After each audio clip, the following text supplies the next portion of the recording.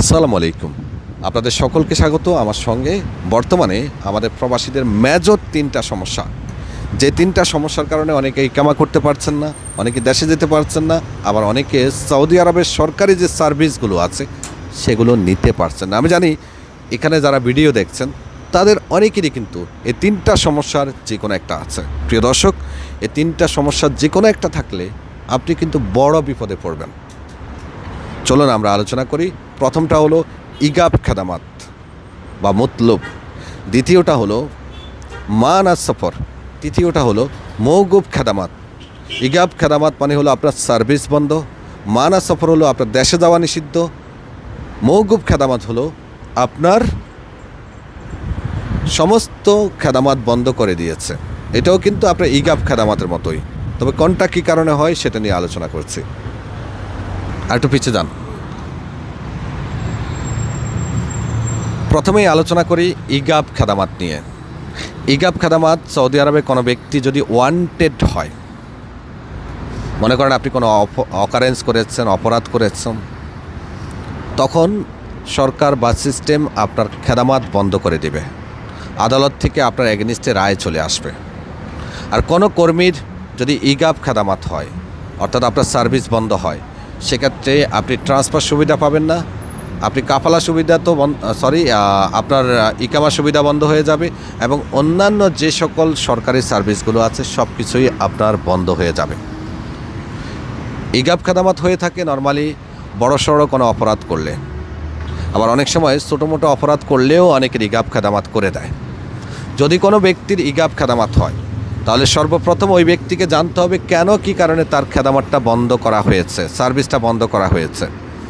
সেটা জানার জন্য সর্বপ্রথম আপনি যেটি করতে পারেন, আপনার আপশিরে ঢুকতে পারেন, তারপরে ট্রাভেল ব্যান এবং রিস্ট্রিকশন যে অপশনটা আছে সেটার মধ্যে ক্লিক করে আপনার যে মামলা নাম্বার আছে এবং যে থানা থেকে আপনাকে মামলা করা হয়েছে সেই থানায় যোগাযোগ করলে আপনি এই সম্পর্কে বিস্তারিত জানতে পারবেন, অথবা একজন উকিলের সাহায্য নিলে আপনি এই সম্পর্কে বিস্তারিত তথ্য জানতে পারবেন। মামা ফুস করেন। তারপরে হলো মানা সফর, অনেকে আবার সফর মমনু বলে থাকে। মানা সফর হলো আপনার দেশে যাওয়া নিষিদ্ধ। উদাহরণস্বরূপ আপনি কোনো কোম্পানি থেকে টাকা নিয়েছেন, অথবা কোম্পানি থেকে মনে করেন একটা মোবাইল আপনি কিস্তিতে নিয়েছেন, সময় মতো আপনি ওই কোম্পানির টাকা পে করেননি। আপনার যে এগ্রিমেন্টটা ছিল সে এগ্রিমেন্ট অনুযায়ী তারা আদালতে আপনার বিরুদ্ধে অভিযোগ করে আপনার বকেয়া টাকা ওঠানোর জন্য। আদালত আপনাকে বেশ কয়েকটা মেসেজের মাধ্যমে নিশ্চিত করার পরে আপনি যখন কোনো সাড়া দেন না, তখন মহাকামাত তানফিজ থেকে আপনার যে দেশে যাওয়ার উপরে একটা নিষেধাজ্ঞা চলে আসে এবং আপনাকে নির্দেশনা দেওয়া হয় যে এই টাকাটা পে করলে আপনার দেশে যাওয়ার যে নিষেধাজ্ঞা আছে সেটা উঠে যাবে। মানা সফরের কারণে আমাদের বহু প্রবাসী বর্তমানে সমস্যায় আছেন। এই মানা সফরটা মূলত ইদানিং বেশি হচ্ছে সিম কার্ড, মোবাইল কিস্তিতে নেওয়া, অথবা গাড়ি অ্যাক্সিডেন্টের কারণে, কিংবা রেন্টাকারে গাড়ি নিয়েছে, অথবা আপনার রাউটার কিংবা আপনার অন্যান্য যে সকল জিনিসপত্র আছে এগুলো কিস্তিতে কিনে বা নিয়েছে, মাসিক বিলে পেমেন্ট করেনি, এই সকল কারণে। এটা অবশ্য বড় কোনো সমস্যা না। এটা আপনার যে কোম্পানির বিল বা যে কোম্পানি আপনার কাছে টাকা পাবে, অথবা যে ব্যক্তি আপনার কাছে টাকা পাবে, তার সাথে আপনি সমঝোতা বা সমাধান করলে আপনার এটা সমস্যার সমাধান হয়ে যাবে, অথবা আপনি বিল পে করলেও আপনার সমস্যার সমাধান হয়ে যাবে। তারপরে হলো মৌগুব খেদামাত। মৌগুব খেদামাত এর ইংরেজি হলো সাসপেন্ডেড। এটা ইদানিং সব থেকে বেশি দেখা যাচ্ছে। এর আগেও কিন্তু আমি এ নিয়ে আলোচনা করেছি। মৌগুব খেদামাত হলে আপনাকে প্রথমে চেক করতে হবে একটা জাওয়াজাত প্রিন্ট আউট তুলে যে কেন হয়েছে।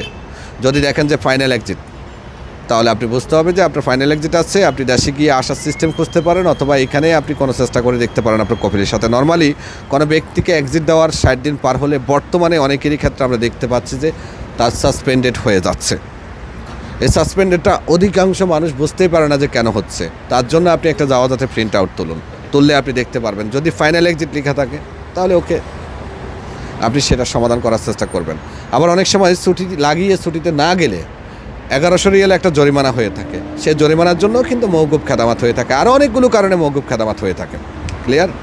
তো ভালো লাগলে বিন মিশালের ভিডিওটা শেয়ার করবেন, বিন মিশালের সঙ্গে থাকবেন। আমাদের রিয়াদ অফিসটা বলদিয়া সমস্যার কারণে 2-3 দিন বন্ধ আছে। আগামীকাল আশা করি আমাদের অফিসের কাজ আমরা চলমান রাখবো। এই মুহূর্তে আমি মক্কায় আছি, আগামীকাল জেদ্দায় থাকবো, এর কয়েকদিন পরে ইনশাল্লাহ আমরা মদিনায় থাকবো।